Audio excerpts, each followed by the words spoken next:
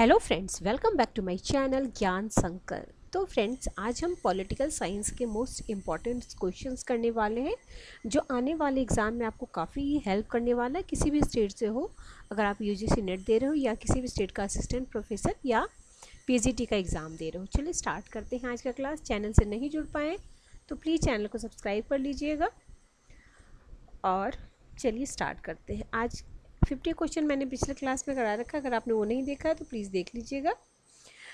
पहला क्वेश्चन है आज के क्लास का, निम्नलिखित में से कौन सा कथन सत्य है। पहला कथन है, अधिकार प्रदान करने का सामाजिक हित से कोई संबंध नहीं है। दूसरा है, मनुष्य को सामाजिक हित के विरुद्ध कोई अधिकार नहीं दिए जा सकते। तीसरा है, अधिकार स्वार्थी दावे होते हैं। चौथा है, अधिकारों का स्वरूप समाज विरोधी हो सकता है। ठीक है, तो इसमें क्या है, क्या सत्य है? तो ये है, मनुष्य के सामाजिक हित के विरुद्ध कोई भी अधिकार नहीं दिया जा सकता है। सत्य पूछा जा रहा था। नेक्स्ट क्वेश्चन 52 है, भारत में ब्रिटिश नौकरशाही के कानों में अपील करने से या गला फाड़ने से हमें कुछ नहीं मिलेगा। ये कथन किसका है? तो बाल गंगाधर तिलक का ये कथन है। क्या आप बोले थे? एक मिनट, ये बोले थे कि भारत में ब्रिटिश नौकरशाही के कानों में अपील करने से या गला फाड़ने से हमें कुछ नहीं मिलेगा। ये कथन आपका बाल गंगाधर तिलक का है।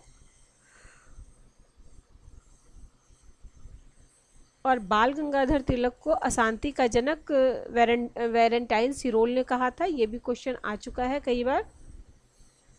आगे क्वेश्चन नंबर 53, निम्नलिखित मजदूर संघों को उनके गठन के वर्ष में अवरोह क्रम में व्यवस्थित कीजिए। ठीक है, तो इसका राइट आंसर हो जाएगा, देखिए सबसे पहले हो जाएगा भारतीय मजदूर संघ, फिर हो जाएगा इंटेक, उसके बाद हो जाएगा आपका अहमदाबाद वस्त्र श्रमिक संघ, और उसके बाद हो जाएगा बॉम्बे मिल हैंड्स एसोसिएशन। ठीक है, CABD। तो और टाइम भी देख लीजिए, भारत मजदूर 1955, इंटेक है आपका 1947, अहमदाबाद टेक्सटाइल लेबर एसोसिएशन 1918 और Bombay mills hands association 1884। Next है, निम्नलिखित में से किसका कथन है कि जीवन एक शक्ति के बाद दूसरी शक्ति पाते रहने की सतत एवं बेचैन इच्छा है, इसका अंत मृत्यु के साथ ही होता है।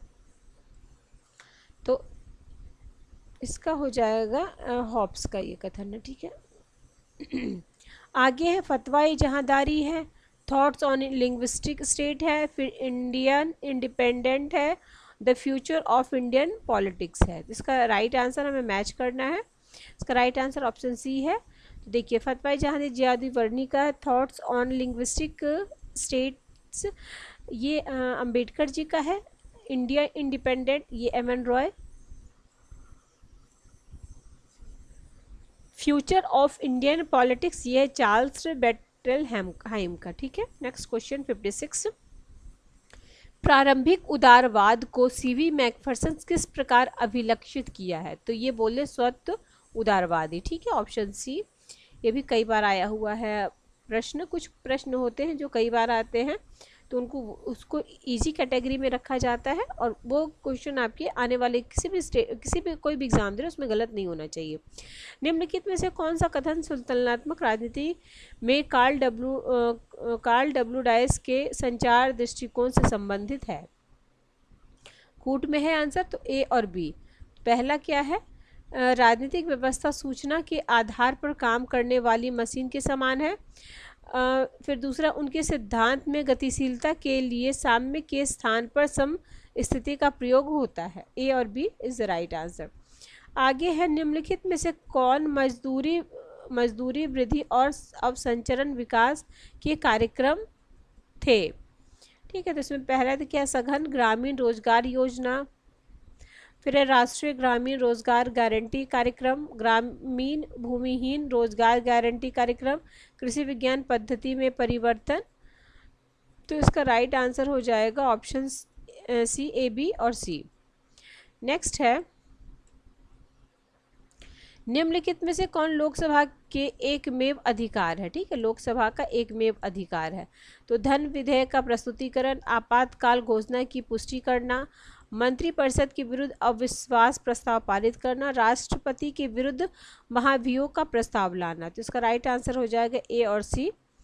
ठीक है, धन विधेयक प्रस्तुतिकरण, और सी है आपका मंत्रिपरिषद के विरुद्ध अविश्वास प्रस्ताव पारित करना। नेक्स्ट चलते हैं, निम्नलिखित कथनों में कौन एक सामाजिक सक्रिय समूह सोशल एक्शन ग्रुप का अभिलक्षण नहीं है? ठीक है, नहीं है। तो ये है वे गैर स्वायत्त शासी समूह है जो सरकार के समर्थन पर आश्रित है, वे गैर संस्थानिक संगठन है। सी है वे गैर व्यावसायिक संरचना है। फिर है वे पक्षपाती समूह है। तो इसका राइट आंसर हो जाएगा ये वाला ऑप्शन ए। नेक्स्ट है क्वेश्चन नंबर 61, भारतीय विदेश नीति में इंदिरा सिद्धांत किससे संबंधित है? तो इसका संबंध है आपका ये इसमें दक्षिण एशिया, ये पहला तो इसमें भारत की सुरक्षा दक्षिण एशिया के समकक्ष प्रदर्शित की गई है, और डी है दक्षिण एशिया क्षेत्र में किसी भी हस्तक्षेप को भारत की सुरक्षा में खतरा समझा जाएगा। ठीक है, नेक्स्ट क्वेश्चन है, भारत की विदेश नीति के नियम निम्नलिखित कथनों पर विचार कीजिए। तो भारत की विदेश नीति, तो देखो, भारत ने वर्ष 2015 में बांग्लादेश के साथ सीमा समझौता पर हस्ताक्षर किया, ठीक बात है। भारत ने वर्ष 2017 में श्रीलंका में हेवन टोटा बंदरगाह के निर्माण पर सहमति व्यक्त की। और सी है क्या, सी, भारत में वर्ष 2011 में अफगानिस्तान के साथ रणनीतिक भागीदारी पर हस्ताक्षर किए। फिर हम मालदीव के अब्दुल्ला यमीन के शासनकाल में भारत के साथ मैत्री संबंध थे। तो इसका राइट आंसर है बी, ANC। ठीक है, भारत में बांग्लादेश, ये वाला तो सही था, और ये वाला ठीक है। नेक्स्ट क्वेश्चन पे चलते हैं, भारत द्वारा हस्ताक्षर किए गए निम्नलिखित समझौतों को उनके प्रकटन के क्रम में व्यवस्थित कीजिए। भू सीमा समझौता जो भी हमने देखा, फिर ताशकंद समझौता, मास्टर टेस्टमेंट ट्रीटी है, और फिर है भारत रूस मैत्री। तो इसमें सारा कुछ, बहुत कुछ आपका पढ़ाई हुआ होगा, तो इसका राइट आंसर हो जाएगा सी, ऑप्शन सी। सबसे पहले पार्शियल बैंड ट्रीटी था, ठीक है, ये है 63 में है।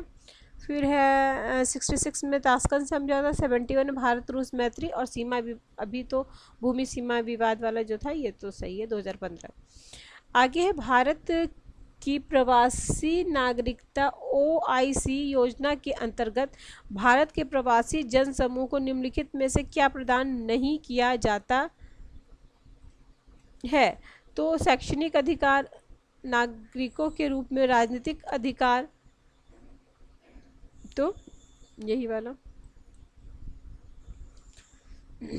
देखिए, SALT 1 है, SALT 2 है, START 1 और INF। तो इसका राइट आंसर हो जाएगा ये।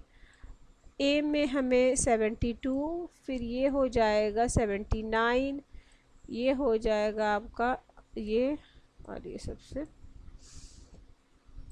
इम्पॉर्टेंट देख लीजिएगा आप लोग, मतलब याद कर लीजिएगा इसे। आगे मंत्रिमंडलीय सरकार या कैबिनेट गवर्नमेंट, प्रेसिडेंटियल गवर्नमेंट या संघात्मक, अध्यक्षात्मक, प्रेसिडेंटियल हो गया अध्यक्षात्मक, और संघात्मक हो गया फेडरल, और फिर एकात्मक।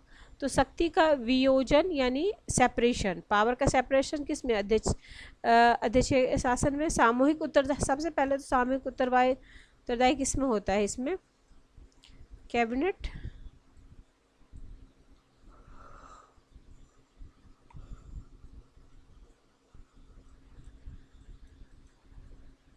देखिए, सामूहिक उत्तरदायी मंत्रिमंडल शासन में, अध्यक्षात्मक शक्ति का वियोजन, संघात्मक शक्ति का विभाजन, एकात्मक शक्ति का केंद्रीकरण।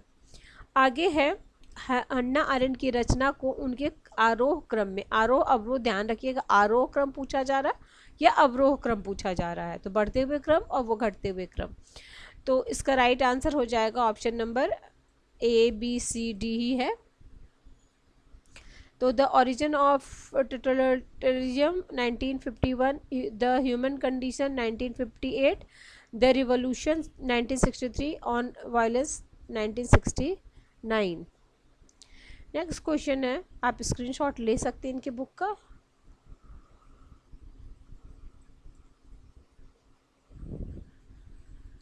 अंतर्राष्ट्रीय नीतियों में शासन काल सिद्धांत के संबंध में निम्न में कौन सही है?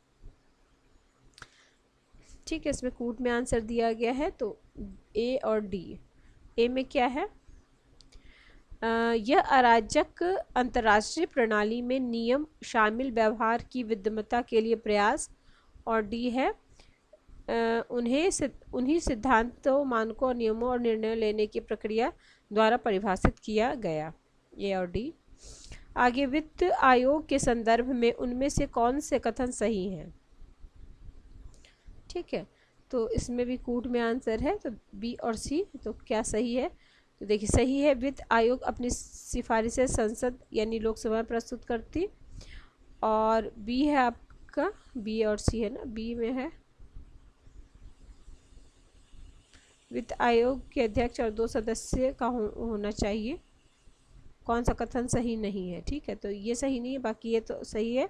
280 में ये दिया गया है और ये वाला सही है। ये आयोग के सदस्यों की नियुक्ति योग्यताओं को निश्चित करने की संसद प्राधिकृत है। कौन सा सही नहीं है? तो बी और सी सही नहीं है। आगे है, यह मार्क्स के धन संचयन के विचार से प्रभावित है। ठीक है, इसमें है, तो एक मिनट, ए वाला में क्या है? यह मार्क्स के धन संचयन, ठीक है। और दूसरा है धन संचयन के आधार पर विश्व केंद्र परिधि और परिधि में बांटा गया है। आगे है, मैग्रेगर ने अपने प्रतिष्ठित मूल पाठ the human side of the enterprise में अपने प्रसिद्ध सैद्धांतिक मान्यताएं प्रदान की। निम्नलिखित में से कौन सी मान्यता है? ठीक है, तो इसका राइट आंसर हो जाएगा ए, बी एंड सी। ठीक है, ए, बी एंड सी। आगे है, विभिन्न चरणों में नारीवादी आंदोलन के विचारधारा संबंधी केंद्रीय विचार को कालक्रमानुसार व्यवस्थित कीजिए। तो इसका right answer A, B, C, D. ठीक है, देखिए, महिलाओं को मताधिकार देने पर बल, सामाजिक तथा आर्थिक समानता पर बल, संस्कृति और तथा संदर्भ पर बल, फिर पर्यावरण, नारीवादी पर बल। अनुदारवाद के मूल विश्वास क्या है? ठीक है, इसका मूल विश्वास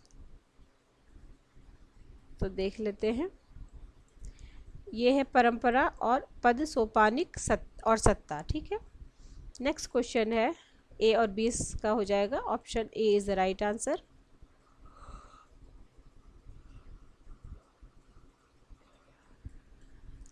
आगे है क्वेश्चन नंबर 74। निम्नलिखित में से किस निर्भरता के सिद्धांत ने अर्ध परिधि की संकल्पना को जोड़ा है? तो ये है इमैनुअल वॉलस्टेन। ठीक है, ऑप्शन सी, कोर, अर्धपरिधि और परिधि। आगे, आधुनिक उदारवाद किस पहलू में विश्वास नहीं रखता? तो ये नहीं रखता है न्यूनतम राज्य। कैथरीन मैकिनन, फिर है सुजैन मॉलर ऑकिन, एस फायरस्टीन, वेलहुक। तो इसका राइट आंसर हो जाएगा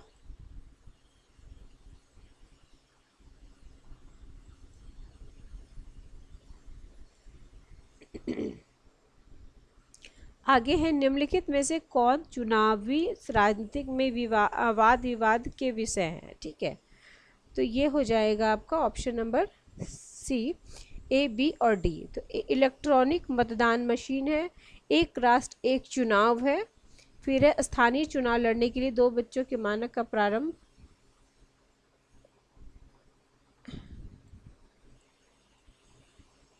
ठीक है, नेक्स्ट है, निम्नलिखित में से कौन सा कथन बाल गंगाधर तिलक के संबंध में सही है? ठीक है, ध्यान रखिएगा, आजकल सही और गलत में बड़ा जोर है, कभी कभी ज़्यादातर कभी नहीं सही और कभी सही। उन्हें भाषाई आधारित राज्य निर्माण की कल्पना, वे अस्थिर राष्ट्रवाद और यथार्थवाद दोनों थे। फिर है आपका, उन्होंने सामाजिक सुधार एवं राजनीतिक स्वतंत्रता को वरीयता दी। डी है तिलक के लिए राजनीतिक स्वतंत्रता और अधिकारों को प्रत्यक्ष कार्रवाई और दबाव से प्राप्त किया जा सकता है, तो इसका right A B C D. ठीक है। आगे निम्नलिखित में से किस बहुउद्देशीय निर्यात नियंत्रण प्रणाली का भारत सदस्य नहीं है, तो ये है एनएसजी। निम्नलिखित में से कौन नव दक्षिणपंथी न्यू राइट आइडियोलॉजी को मानने वाली विचारधारा स्कूल है, तो ये कौन सी है, तो ये हो जाएगा ए और बी, ऑस्ट्रेलियन और शिकागो। नेक्स्ट है आपका insurance regulatory and development authority act है, reserve bank of India act है, फिर है fiscal responsibility and budget management act है, फिर प्रिवेंशन ऑफ करप्शन अमेंडमेंट है। तो इसका राइट आंसर ऑप्शन सी, तो इसमें हो जाएगा insurance regulatory and the development authority act 1999, reserve bank of India act 1934, fiscal responsibility and budget management 2003, prevention of corruption 1988। आगे निम्नलिखित पुस्तकों को उनके प्रकाशन के वर्ष के अनुसार व्यवस्थित कीजिए।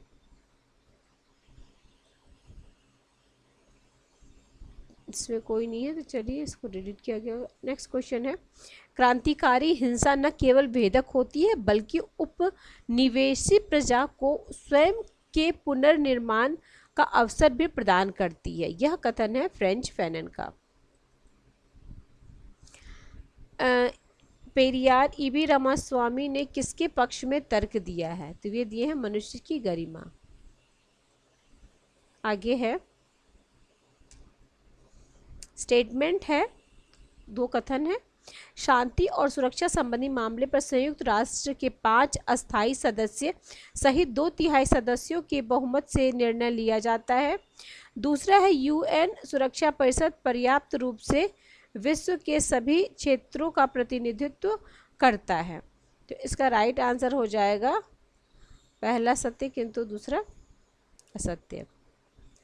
नेक्स्ट है चुनाव आयोग भारत के संविधान के अनुच्छेद 324 द्वारा प्राप्त चुनावों के अधीक्षण, निर्देशन और नियंत्रण की शक्ति कब से लागू की है, तो ये की है 26 नवंबर 1949। नेक्स्ट क्वेश्चन है निम्नलिखित में तुलनात्मक पद्धति के पूर्व शर्तें हैं, तो इसका राइट आंसर हो जाएगा A B and C.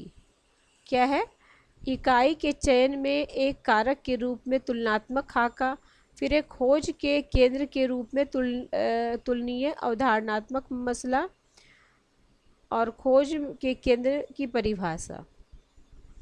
Next है हम एक प्रकार के इतिहास के अंत के साक्षी रहे हैं, यानी मानव जाति के वैचारिक विकास का अंतिम बिंदु और मानव शासन के अंतिम रूप में पश्चिमी उदार लोकतंत्र का सार्वभौमिकरण।